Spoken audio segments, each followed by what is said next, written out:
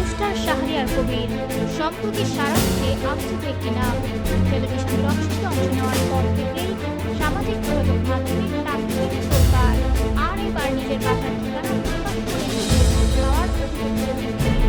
শাহরিয়ার কবির জানান, সাম্প্রতিক কয়েকটি টকশোতে ঐতিহাসিক বিভিন্ন ব্যাপারে ব্যবহার করে মুক্তিযুদ্ধ ও জাতীয় ইতিহাসের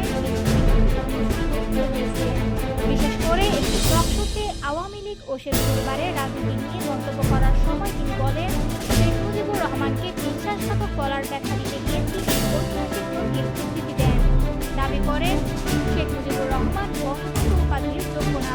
এই বক্তব্যের বিরোধিতা করেন ওই টকশোর উপস্থাপিকা। তার এমন বক্তব্য নিয়ে শুরু হয় ব্যাপক সমালোচনা। ইতিহাসবিদ, রাজনৈতিক বিশ্লেষক থেকে শুরু করে সাধারণ দর্শকের মধ্যেও সৃষ্টি হয় তীব্র বিতর্ক।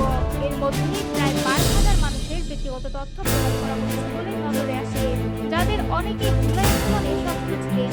শাহরিয়ার কবিরের অভিযোগ, এই সামাজিক মাধ্যম তৎপরতার মাধ্যমে একটি সংগঠিত গোষ্ঠী তার প্রতি জনরোষ তৈরি করতে চাইছে। পাশাপাশি তার ঠিকানা প্রকাশ করে তাকে ও তার পরিবারকে আত্মসমর্পণ করতে দেওয়া হচ্ছে। তিনি বলেন, এটি শুধু আমার বিরুদ্ধে নয়, মত প্রকাশের স্বাধীনতার বিরুদ্ধে এক ধরনের আক্রমণ। 5 ডিসেম্বর গণশিশু পেজ সহ কয়েকটি প্ল্যাটফর্মে এই বিষয়টি আরও জোরালোভাবে ছড়িয়ে পড়ে।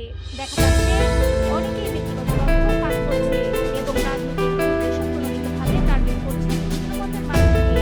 বিশেষজ্ঞরা বলছেন,